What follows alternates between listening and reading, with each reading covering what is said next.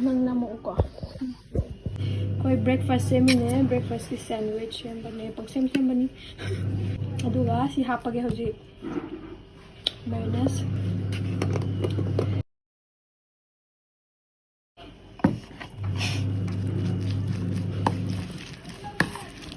Tomato sauce ne, tomato ne, onion ne.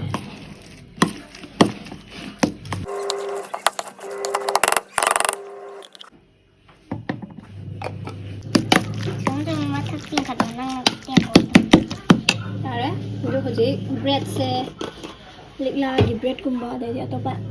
Ni ku bi badi phangga siga. Good morning di kun pi base phanga.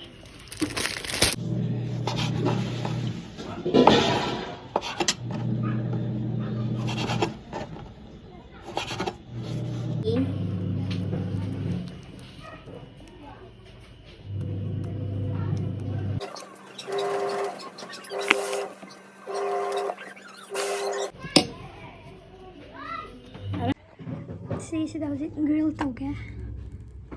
Grill ka to ra ko. Yara ba. Bala lo chale.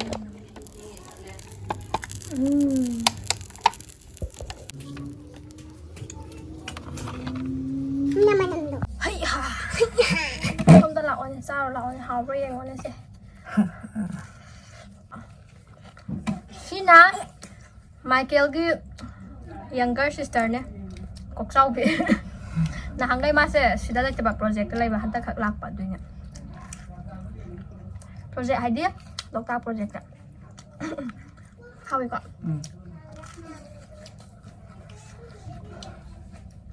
how ra ba ki da amu ka pi ba ra pi da kai na ra ba kang pulo to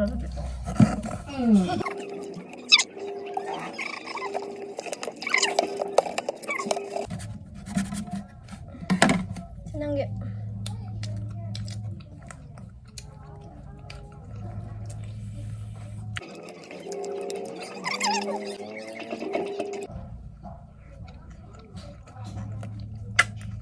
Na du sasil lo, uduga hojik ngasi video dah.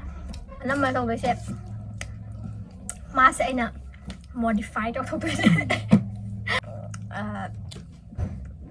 princess macha magi look ta on thok to ribadi magi hadi before gi phibam ja pe tu chara ke lepo kokau ya masi magi han le round le tap na round le na tinda ko aso du u de ne u halu ne na ko tu ni ne focus to be sha tap la yo Dare. Sige, pibam sige ay na princess look ta princess hari ekta cookie thi bana tabi damal lai dai khoi kita maharaj hadi princess indumati gi look indumati gumba gi look to tori bani alo hamda aina idam nam na focus to magi sam sige phara ba samji da aina focus to jaga dori base alo hamda aina magi kok se hana luza bidok to ne ko ado aina season na doise sigi whisk care gi coconut cream shampoo ne aduga coconut biotin conditioner repair booster okay si hoji si season na magi kok se hoji washed over se let's go hoji lan hok do re pada masih coconut shampoo sina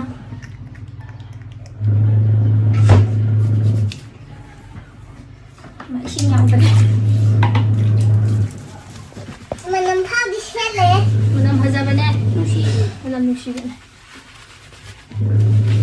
kita lak boleh lagi me doi thupa dan wait to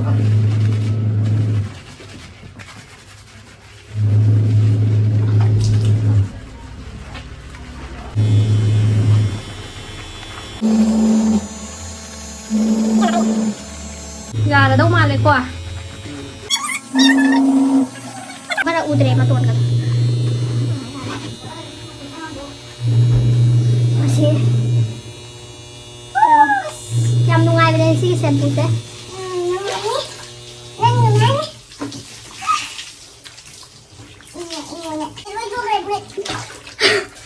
ꯑꯃ ꯁꯤꯜꯂꯁꯦ ꯌꯥꯔꯦ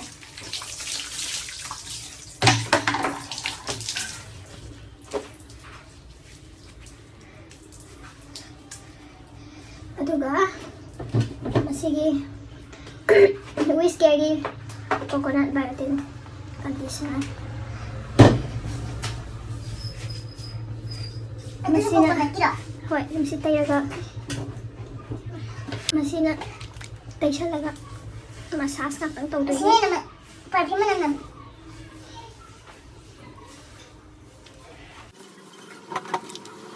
kun bada suware na che su khwang tek tore ai ju kun khoang tek tore kun mada ware ibani pos sak mana di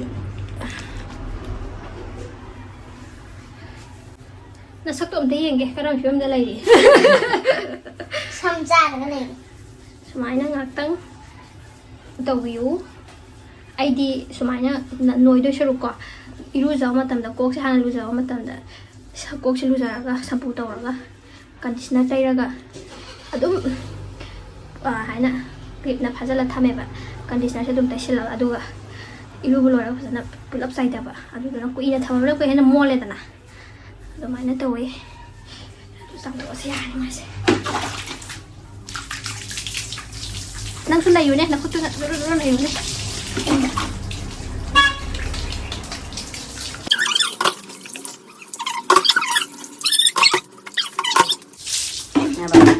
masam de kala tawa sina kupsan biro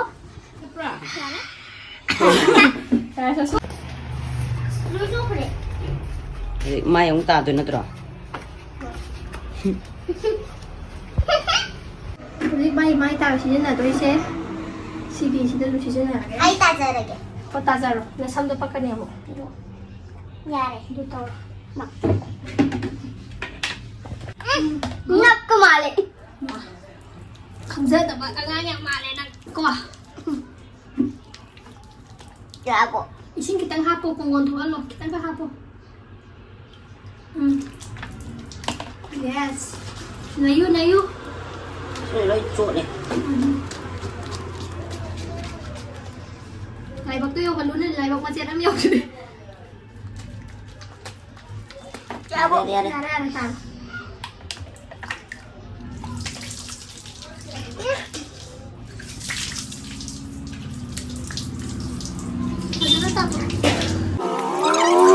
Ngọc Thủy Siêu Narum dapat on di aku tak ada. Baterai kada gani ya ba đây Tahu dulu tak kau. ya Masak ni nung sili po niya wata uli siya ba nisa. Dimpan masak na thok na mas tista. Pwede tulisan lo, di pwede hanga. Tang lisan lo. Tulisan lo.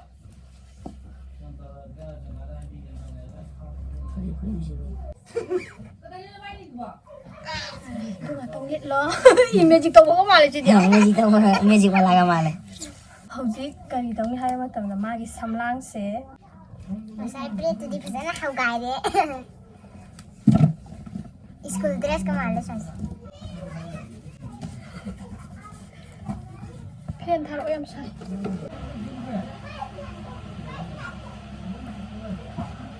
Si hauji hair dryer na kam age. Kasi tau ro ye. Na hat laga.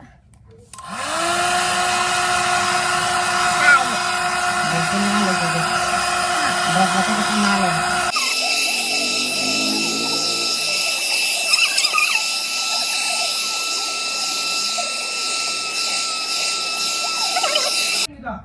Pan makana phagi ni ba. Nasam to kodom na hat ni. ai ro Smile na ro. Smile na ro. Smile kang din. Yan daw.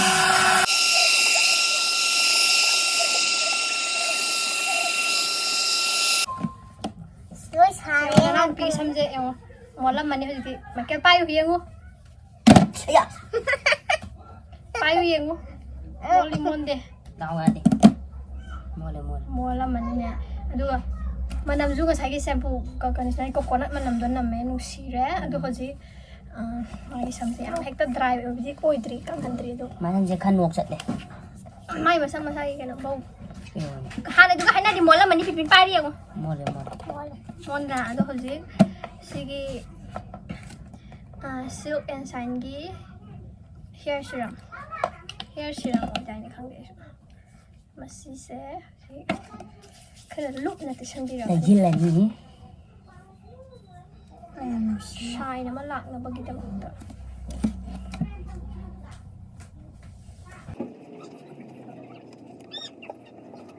ma han bai samdu ga hana di phara mani yong maning to ma han bai samdu ga hana di phara dra ma sai ga hana di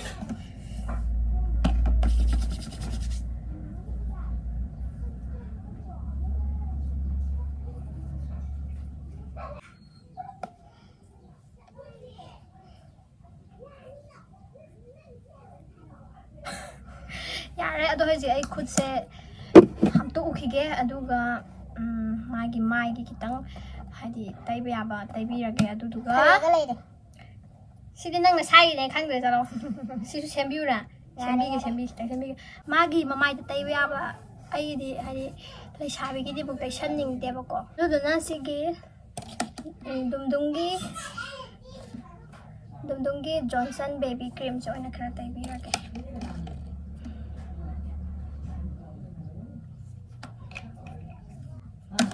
Nah, itu kan handor, mending kan handor. Jangan kecil.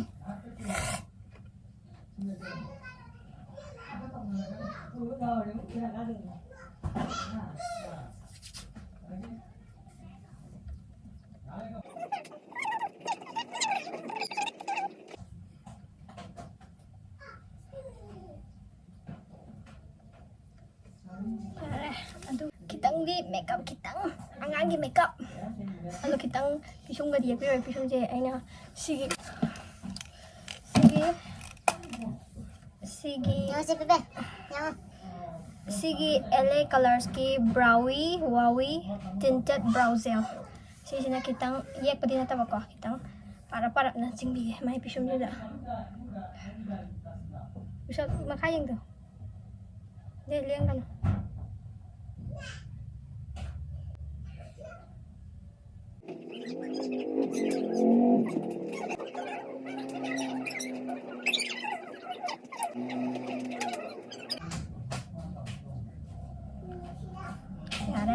Lagi mamai sih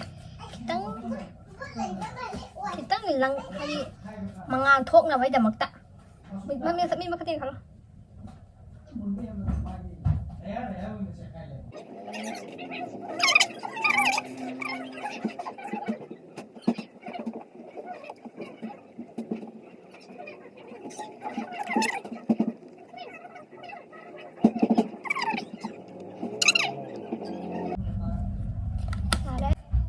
foundation tha dra ba ai hai sha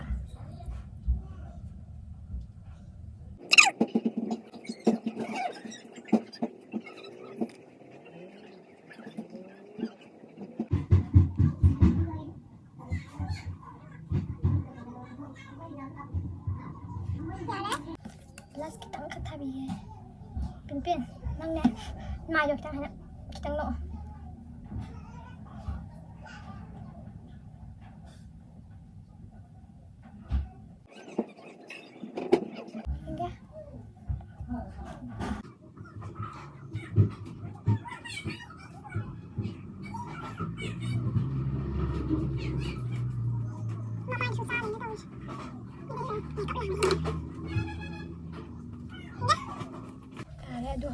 lipstick kitang thas magi chin gi se lipstick direct ti tay ro si se dum Etude House ki lip tint sigi popsicle man si se tay bi ga so main tau bani handa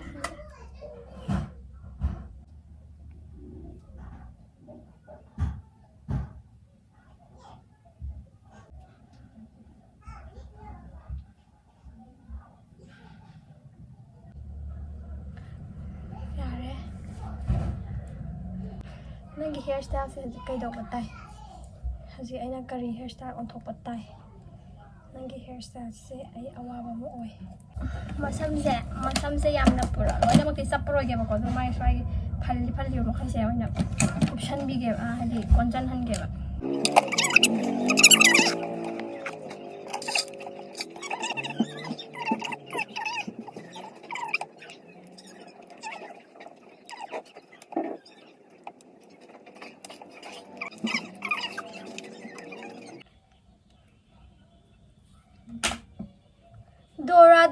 Dora ꯑꯣꯏꯅ ꯃꯥꯜꯂꯛꯇꯣꯔꯦ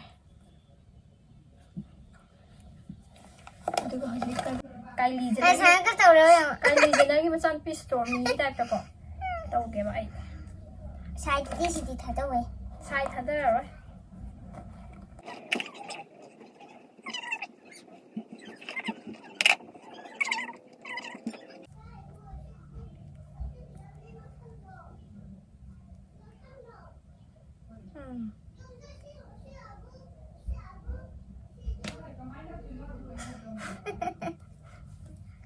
ꯑꯩꯅ ꯐꯖꯍꯜꯂꯛꯀꯅꯤꯁꯦ ꯑꯩꯅ ꯐꯖꯍꯜꯂꯛꯀꯅꯤ do not worry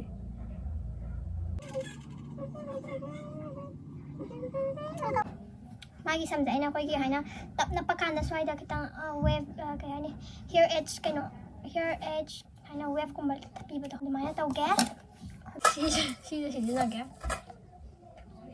ꯑꯊꯨꯕꯤꯗꯤ ꯐꯗꯥꯂꯦ ꯃꯥꯅꯦ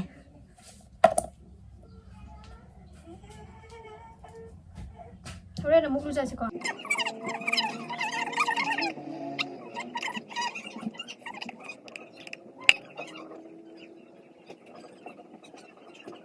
brush abisda lagna sige brush na tawna hay mata na hawa ngono jalo hanba mane magi sugumba baby hair sing se khara kotharani adu duga semak ke bako okay de kasi ho lai ma ho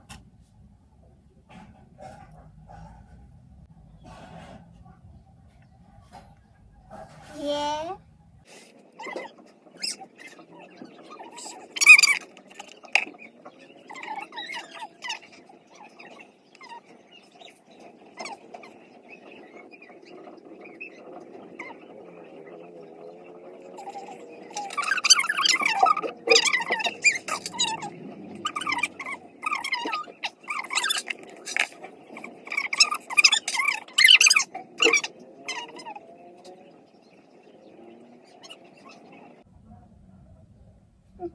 Kaidaura habana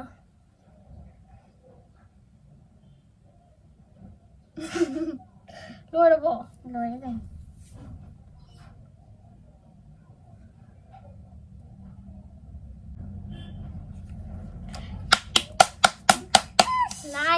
nice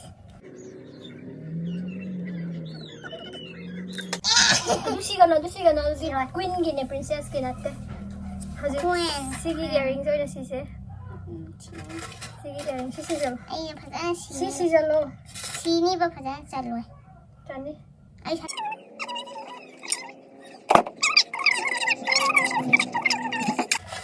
na jiki apple gi ring dam ut ke mayam da iPhone gi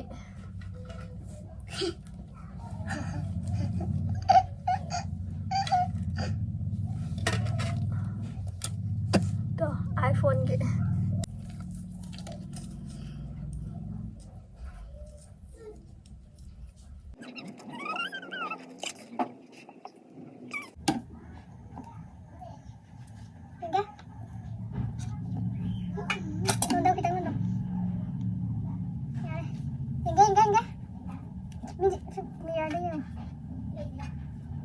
Sis pumali ka man, di ka kang gilibi mo.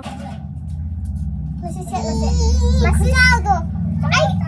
Ay mo na tabo ay dress kay lay diri ke. Si dum siya tabo pa lay. Masi adu ay mo na di free aso ba ne ba ko. Adu nang mo na frog sa la si ba maning da ti phala la ya ta ko. Se. Sino to? Tama to. Ya. Continue. Hayna. Kuja maning da sa ya. Bala. Hajil le na. As belet sa male. Mana bedra mo sila Kamu bebe. Kuru kula kamu ba. Nabuk to intro ido kay gino. Subsa lunel ay sabi masa ko ay nabuk. Chiba yung nakikibi. Hoy, tiya pa natin ko modify daw. Ayun yung modify tawag doon.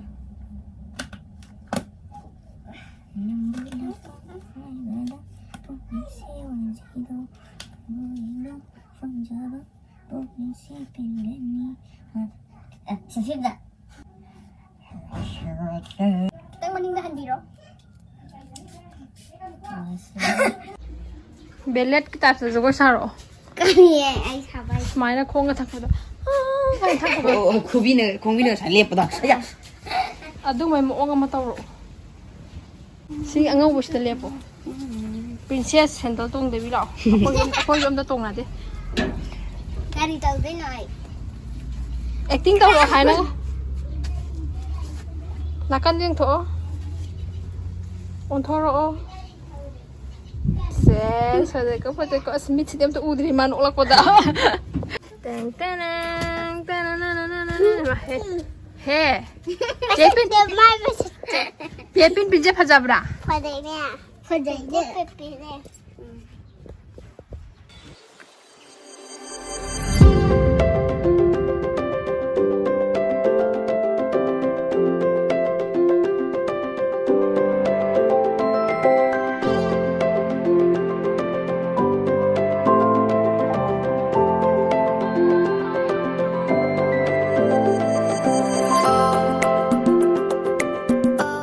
Sẽ lép lắm. Si video sẽ nung ai bị đi. Thì video di lungaw. Like tao bị ra mua muốn subscribe thay không? Like daw biro mo amo subscribe. Bye bye. Đâu rồi?